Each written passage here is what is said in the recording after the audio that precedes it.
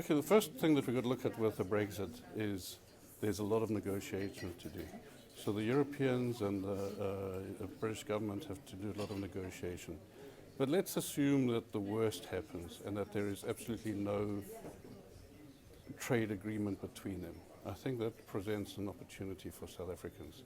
There's three components to that. The first is we can start taking markets that the British had in Europe. So we need to do the research into that aspect. Then we need to look at the market in the UK that the Europeans have, and we need to see what we can exploit from that. And I think there's certain niche markets in agro-processing, automotive, even clothing and textiles where we can get certain niche markets to do. And then the third aspect, which is also critically important, is the investment component. If firms no longer can export, British firms can no longer export to the European Union as they're doing now, it's going to be more expensive. They're going to face high external barriers and face all the non-tariff barriers that the rest of the world has to face.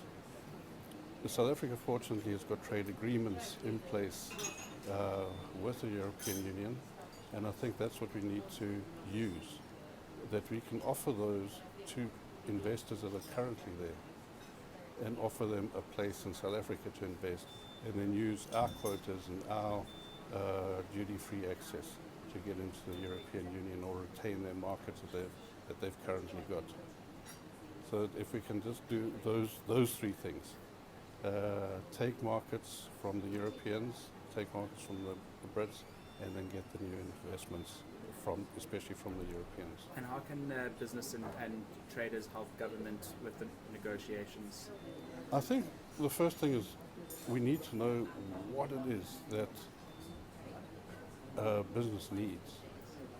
There's so many non-tariff barriers. So it's easy to pick up the tariff barriers, but what are the non-tariff barriers? What are the regulatory requirements that our exporters are facing right now? And to bring them to the attention of government, especially the Department of Trade and Industries, and so they can start using the diplomatic offices to either reduce those non-tariff barriers or to find ways of helping the South Africans comply with the trade barriers that are in place.